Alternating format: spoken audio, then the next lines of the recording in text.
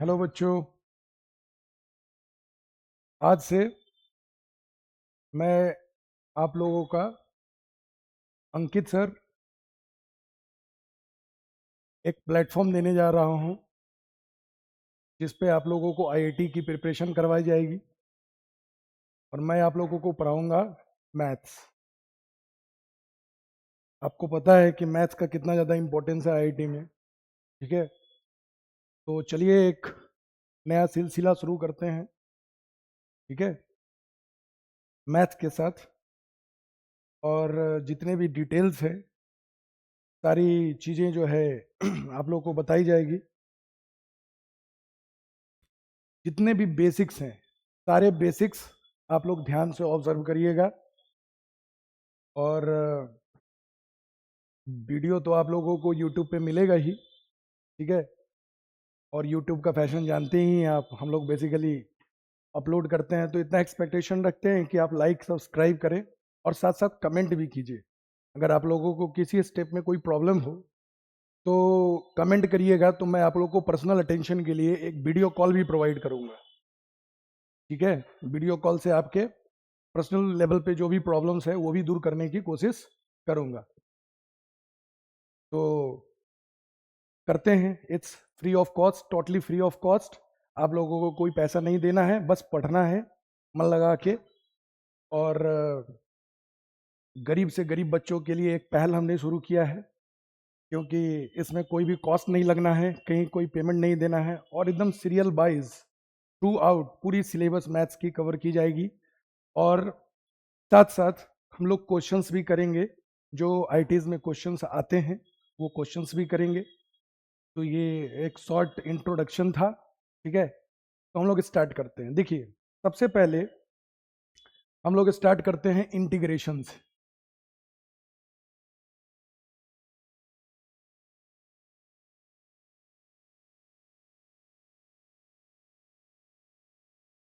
Differentiation और integration ये दो पार्ट हैं कैलकुलस के, और दो इंपॉर्टेंट पार्ट हैं।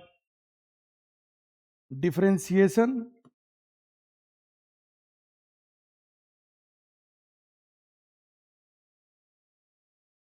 और इंटीग्रेशन। देखिए, डिफरेंशिएशन जो है किसी भी फंक्शंस को ब्रेक करने का काम करता है, और इंटीग्रेशन क्या करता है, किसी फंक्शन को ज्वाइन करने का काम करता है। ठीक है, अब फंक्शन क्या है, व्हाट इज फंक्शन? जैसे आप फिजिक्स में किसी भी ऑब्जेक्ट को बॉडी बोलते हो, ठीक है, उसी तरह मैथ्स में किसी भी ऑब्जेक्ट को एक फंक्शन बोला जाता है। समझ में आ रही बात? तो function is a mathematical word for any type of object. इसको हम लोग इस सेंस में भी देख सकते हैं कि फंक्शन जो है वो एक मशीन का काम करता है। Every object is a machine. क्यों? क्योंकि हम लोगों को मशीन में एक ऑब्जर्वेशन ये है, या ये हम लोग कह सकते हैं किसी मशीन के लिए, कि अगर हम लोग उस मशीन में कुछ इनपुट देंगे तो हम लोगों को आउटपुट मिलेगा। डिपेंड करता है अलग अलग मशीन्स पे कि वो कैसा आउटपुट देगा। ठीक है, तो बेसिकली वैसे ही फंक्शन यहाँ पे वर्क करता है एज अ मशीन। समझ रहे हो? जिसमें हम लोग कुछ इनपुट देते हैं तो कुछ आउटपुट मिलता है हम लोगों को। फॉर एग्जाम्पल, जैसे देखिए कि एक फंक्शन है हमारे पास f x is equal to x square. अब इसमें देखिए इनपुट और इसमें देखिए आउटपुट। अगर आप लोग इनपुट यहाँ पे 1 रखोगे तो आउटपुट क्या मिलने वाला है? 1। अब इनपुट का मतलब क्या है? इनपुट का मतलब x की वैल्यू, और आउटपुट का मतलब क्या है? fx की वैल्यू। तो आप देखिए x की जगह अगर 1 रखेंगे तो fx क्या मिलेगा? 1 का स्क्वायर 1 मिलेगा कि नहीं? अगर देखिए आप इनपुट में 2 रखिएगा तो 2 का स्क्वायर क्या मिलेगा? 4। अगर आप 3 रखिएगा तो आपको क्या मिलेगा? 3 का स्क्वायर 9। तो देखिए आप इनपुट देते जा रहे हो, आपको आउटपुट मिलते जा रहा है। तो ये एक मशीन का काम हुआ कि नहीं? इसीलिए हमने कहा कि फंक्शन जो है वो एक मशीन है। कोई भी ऑब्जेक्ट एक मशीन है। हम आप सब कोई एक मशीन है। क्यों मशीन है? देखिए, हम हुए, कोई और आदमी हुआ, मान लीजिए कि दोनों लोग बोर्ड का एग्जाम दे रहे हैं, ठीक है। अब हम लोग को इनपुट तो सेम दिया जा रहा है, मतलब सेम चीज पढ़ाया जा रहा है, ठीक है। लेकिन हम ले आते हैं 80% और आप ले आते हैं मान लीजिए 90%। तो यहां पर क्या है, मशीन्स जो हैं हमारे वो डिफरेंट है। हमारे इनपुट को अलग तरह से मैनिपुलेट कर रहा है, अलग तरह से फंक्शनिंग कर रहा है, और रिजल्ट जो है, आउटपुट जो है वो अलग अलग तरीके से दे रहा है। इसलिए सारा कुछ यहाँ पे इस संसार में एक मशीन है। You are giving the input to that machine and you are getting output in return. समझ में आ रही बात? तो उसी तरह फंक्शंस भी एक मशीन है। अब देखो, एक और फंक्शन का एग्जांपल ले लेते हैं। मान लो जैसे कि एक फंक्शन और हमने ले लिया f x is equal to root x, ठीक है। एक दूसरा मशीन है, एक दूसरा फंक्शन है। अब यहां देखो इनपुट, अब इनपुट यहां पे आप देते जाओ, आपको आउटपुट मिलता जाएगा। आपको बता दिया, इनपुट में हम x की वैल्यू रखते हैं और आउटपुट में हमें fx की वैल्यू मिलता है। अब जैसे आप x में रखो 4, तो आपको क्या मिलेगा, रूट अंडर 4 2। आप रखो x में 9, आपको क्या मिलेगा, रूट अंडर 9 3। आप इनपुट में रखो 16, क्या मिलेगा, ये मिलेगा 4। तो देखो, ये दूसरी तरह का मशीन है और ये एक दूसरे तरह का मशीन। इसी तरह जितने भी फंक्शंस हैं वो एक तरह का मशीन है। फिजिकल लैंग्वेज में, फिजिक्स के लैंग्वेज में अगर बोला जाए तो वो एक ऑब्जेक्ट है। समझ में आ रही बात? तो हम लोग डिफरेंशिएशन और इंटीग्रेशन में इसी फंक्शंस का ब्रेकिंग करते हैं और ज्वाइनिंग करते हैं। अब बात यहां पे ये आई कि क्या जरूरत है ब्रेक करने की और क्या जरूरत है ज्वाइन करने की। देखिए, जरूरत है। सबसे पहले तो जान लीजिए कि ये दोनों पार्ट जो है, जो इतना इंपॉर्टेंट पार्ट है, ये दोनों पार्ट जो है वो आता है मैथमेटिक्स के एक ब्रांच से जिसको बोलते हैं हम लोग कैलकुलस। ये कैलकुलस का जन्मदाता कौन है मालूम है आप लोगों को? Who is the father of calculus? The greatest scientist Newton साहब। न्यूटन साहब ने इसका खोज किया था। अब न्यूटन साहब देख लीजिए, खुद फिजिक्स के जो है सो जानकार है, फिजिक्स के ज्ञाता है, ठीक है। लेकिन मैथ्स का ब्रांच उन्होंने खोल दिया और मैथ्स की ब्रांचेस जो है सो उन्होंने खोज लिया। तो हम लोगों को ये जानना है कि न्यूटन साहब ने कैलकुलस की खोज क्यों की, उन्होंने इंटीग्रेशन हमें क्यों दिया, क्यों हम लोगों को डिफरेंशिएशन दिया, ठीक है।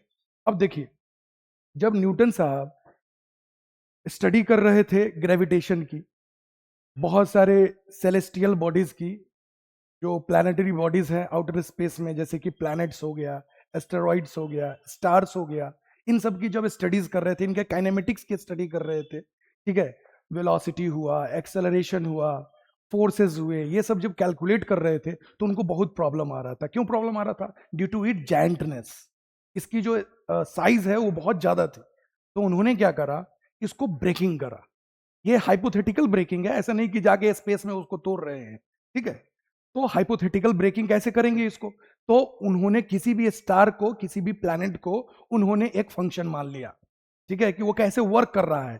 According to its inputs and according to it outputs, उसको एक फंक्शन का रूप दे दिए और उसकी ब्रेकिंग करे। तो वो ब्रेकिंग हम लोग कैसे समझेंगे? डिफरेंशिएशन के फॉर्म से समझेंगे, ठीक है। तो ब्रेकिंग करा उन्होंने छोटे छोटे पार्ट्स में। अब छोटे छोटे पार्ट्स जब उन्होंने कर लिए सेलेस्टियल बॉडीज के, तो उस सेलेस्टियल बॉडीज का उन्होंने क्या किया, स्टडी करा। क्योंकि छोटे छोटे पार्ट्स हो गए थे, अब उनको स्टडी करने में प्रॉब्लम नहीं आ रही थी। उनके वेलोसिटीज निकाल लिए, उनके एक्सेलरेशन निकाल लिए, उनके फोर्सेस निकाल लिए, और जितना भी काइनेमेटिकल टर्म्स है वो सारे उन्होंने निकाल लिया, ठीक है। अब जब सारी स्टडीज हो गई तो फिर जरूरत क्या था, उसको सम अप करने का। क्योंकि ओवरऑल हमें जो रिजल्ट चाहिए वो किसका चाहिए? द कंप्लीट बॉडी का चाहिए, द कंप्लीट सेलेस्टियल बॉडीज का चाहिए। तो उसको फिर ज्वाइन कैसे करें? तो उसके लिए उन्होंने इंटीग्रेशन का खोज कर लिया। उससे क्या हुआ कि जितने भी कैलकुलेशंस थे हमारे छोटे छोटे ब्रोकन बॉडीज के, उसको उन्होंने सम अप करने की कोशिश की with the help of integration. और उन्होंने क्या किया, फंक्शंस को ज्वाइन कर दिया और कंप्लीट फंक्शन बना। इस तरह से हमें बिगर बॉडीज, जायंट बॉडीज, जो सेलेस्टियल बॉडीज थे, उनके जितने भी काइनेमेटिकल कैलकुलेशंस थे, ऑब्जर्वेशंस थे, वो ऑब्जर्व किए। समझ में आ रही बात? तो इस तरह से न्यूटन साहब ने कैलकुलस की खोज की और हम लोगों को मैथमेटिकल का दो इंपॉर्टेंट ब्रांच दिया, जिसे हम लोग इंटीग्रेशन और डिफरेंशिएशन बोलते हैं, ठीक है।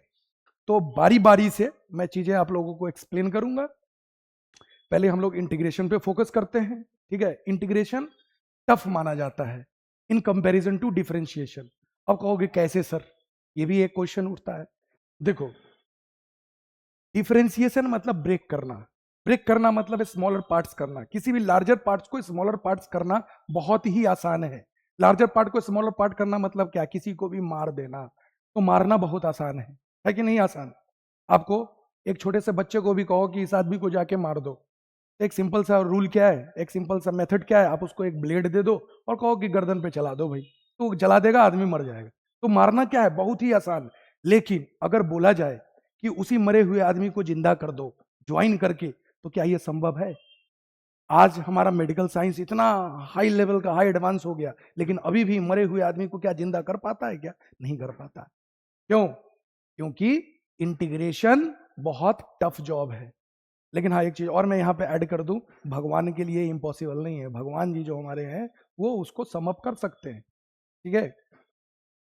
टूटे हुए पत्ते को आप ज्वाइन नहीं कर सकते हो, लेकिन भगवान जी ज्वाइन कर सकते हैं। आप कहोगे कि सर फेविकॉल लगा के हम ज्वाइन कर दें, तो फेविकॉल लगा के, फेविक्विक लगा के आप ज्वाइन भले कर दो, लेकिन क्या उसका जो स्टिम्युलस है वो रिस्पॉन्ड करेगा? क्या नहीं कर पाएगा। उसकी ग्रोथ हो पाएगी क्या? फर्दर ग्रोथ नहीं हो पाएगी, वो सूख जाएगा।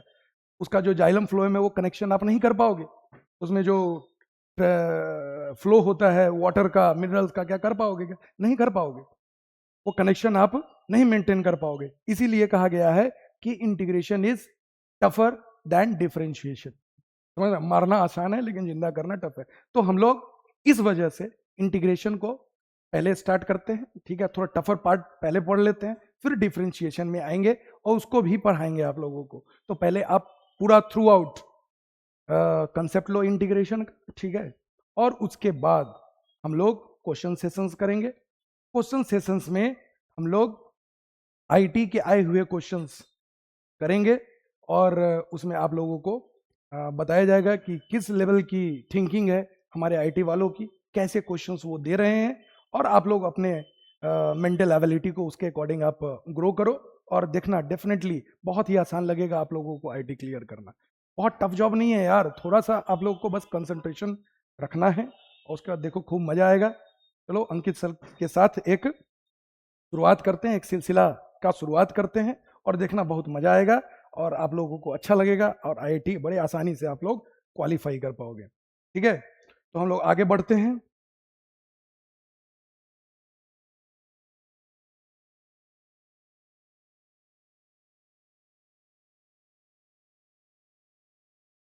ठीक है, तो ये एक इंट्रोडक्शन हो गया आप लोगों का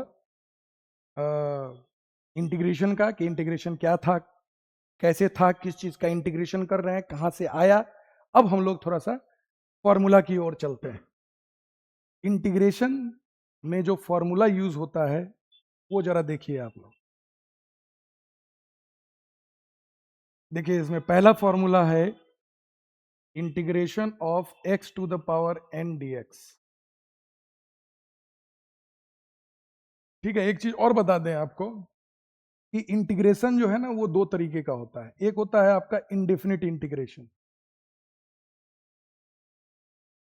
इंडेफिनिट इंटीग्रेशन, और एक होता है आपका डेफिनिट इंटीग्रेशन,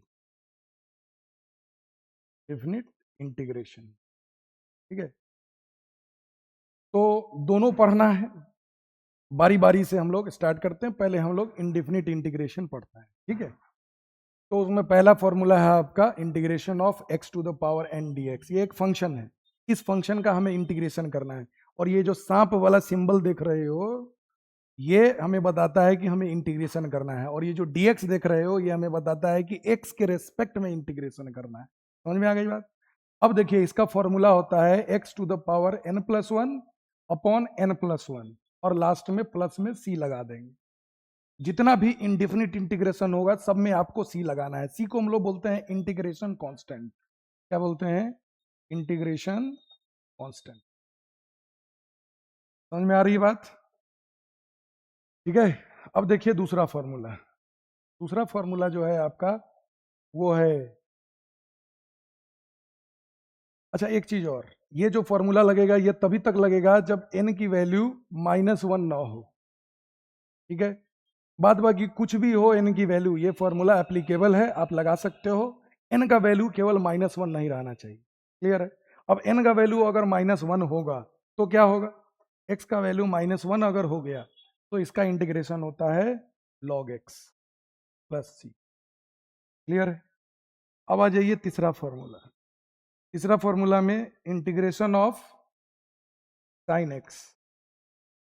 ठीक है, साइन एक्स का इंटीग्रेशन जो है ये होता है माइनस कॉस एक्स प्लस सी। फिर आ जाइए integration of cos x d x. ये सारे के सारे फंक्शंस हैं। ठीक है, अब कॉस एक्स का इंटीग्रेशन होता है साइन एक्स प्लस सी। क्लियर है? तो ये 4 फॉर्मूला मिल गया आप लोगों को। और फॉर्मूला मैं आपको दे रहा हूं, देखिएगा। आगे बढ़ते हैं, इसको पॉज करके आप लोग अपना नोट कर लीजिएगा, नोट्स बनाते चलिए। पहले पूरा जो है सो कंसेप्ट लीजिए, और कंसेप्ट जब ले लीजिएगा तब देखिएगा क्वेश्चंस आपके जो है सो हो पा रहे हैं कि नहीं। बिल्कुल होंगे। तो इसको जो है सो पहले अच्छे से नोट कर लीजिए, फिर हम लोग आगे बढ़ते हैं। नोट करिए इसको।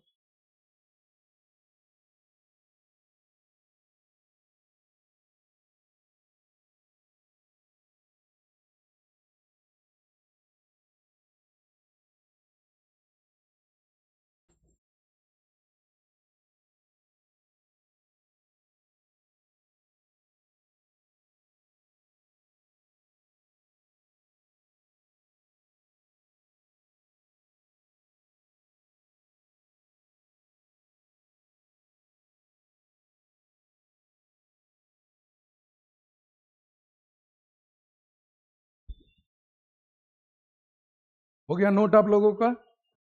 ठीक है, नोट नहीं हुआ होगा तो वीडियो पॉज करके नोट कर लीजिएगा। आगे बढ़ते हैं। 4 फॉर्मूला हो गया था, 5वां फॉर्मूला देखिए। अगर इंटीग्रेशन आपको सेक स्क्वायर एक्स का मिले, ठीक है, तो ये हो जाएगा आपका 10x प्लस सी। ठीक है, छठे फॉर्मूला में आइए। अगर इंटीग्रेशन आपका कॉसेक स्क्वायर एक्स का मिला तो ये हो जाएगा माइनस कॉट एक्स प्लस सी। ठीक है, फिर आ जाइए। अगर आपको फॉर्मूला मिला सेक एक्स 10x, ठीक है, dx, तो इसका फॉर्मूला होता है सेक एक्स प्लस सी। अगर आपको इस तरह का क्वेश्चन मिला cosec x cot x dx, तो इसका फॉर्मूला हो जाएगा माइनस कॉसेक एक्स प्लस सी। ठीक है, फिर आ जाइए नाइन्थ फॉर्मूला में। नाइन्थ फॉर्मूला में अगर मान लीजिए कि आप लोग को e to the power x मिला, तो इसका integration e to the power x plus C ही होता है। ठीक है, चलिए इसको नोट करिए।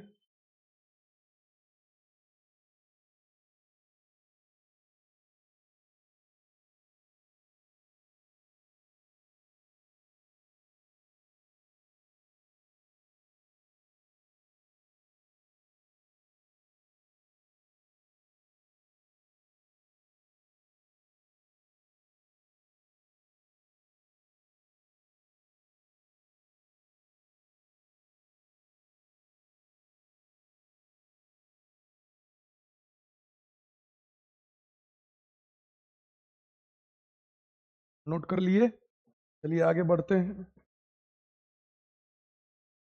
10th नंबर में जो फॉर्मूला है वो देखिए, इंटीग्रेशन ऑफ 1/√1 - x² dx।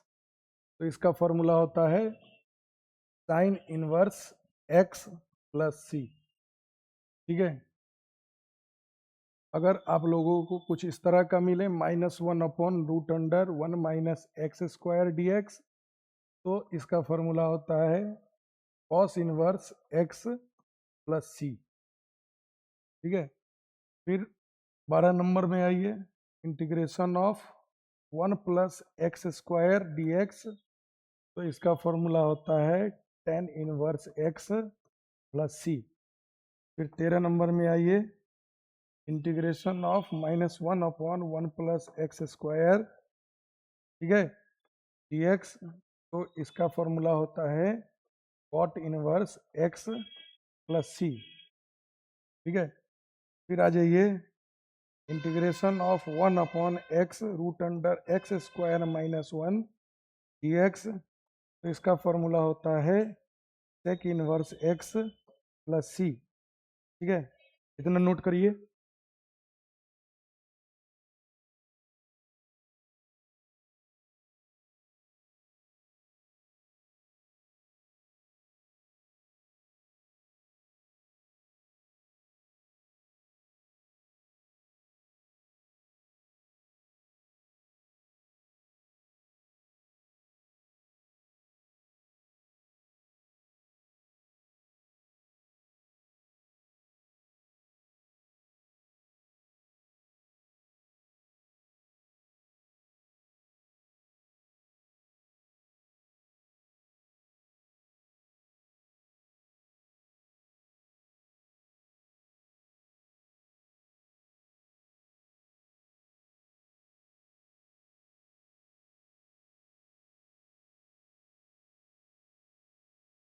हो गया नोट। चलिए आगे बढ़ते हैं। 15 नंबर में देखिए, अगर आपको इंटीग्रेशन ऐसा मिले -1 upon x root under x square -1 d x, तो इसका फॉर्मूला होता है कोसेक इनवर्स एक्स प्लस सी, ठीक है। 16 नंबर में अगर इंटीग्रेशन आपको A to the power x d x मिले, तो इसका फॉर्मूला होता है A to the power x upon log A plus C. तो देखिए, जितने बेसिक फॉर्मूले थे वो सारा फॉर्मूला मैंने आप लोगों को लिखवा दिया है। पूरा इंटीग्रेशन इसी बेसिक फॉर्मूले से बनेगा, ठीक है। और भी फॉर्मूला आप लोगों को मिलेगा, ऐसा नहीं है कि केवल इतने फॉर्मूले से सारे हो जाएंगे इंटीग्रेशन। और भी फॉर्मूला आप लोगों को मिलेगा, लेकिन वो फॉर्मूला बनाया गया है किसी सर्टेन कंसेप्ट के बेस पे, तो वो सर्टेन कंसेप्ट मैं दूंगा आपको। जैसे देखो, इंटीग्रेशन ऑफ tan x अभी तक हम लोग नहीं लिखे, इंटीग्रेशन हम लोग cot x नहीं लिखे हैं अभी तक, है ना। हाँ, tan x आया है, cot x आया है, लेकिन tan x का डायरेक्ट इंटीग्रेशन नहीं किया अभी, क्योंकि वो सर्टेन कंसेप्ट के बेस पे उसका फॉर्मूला जनरेट होगा, ठीक है। तो अभी हम बताएंगे सर्टेन कंसेप्ट, ठीक है। तो आप लोगों को करना क्या है, आप लोगों को जितना फॉर्मूला मैं लिखवा दिया हूँ, सारा फॉर्मूला बढ़िया से नोट डाउन कर लीजिए, ठीक है। इसके बाद फिर हम लोग आगे के कंसेप्ट्स पढ़ेंगे नेक्स्ट लेक्चर में, ठीक है। ये आपका पहला लेक्चर हो गया। सेकेंड लेक्चर में इसके आगे का कंसेप्ट पढ़ते हैं, ठीक है। तो इसको नोट करिए, फिर मिलते हैं आप लोगों से नेक्स्ट लेक्चर। ओके।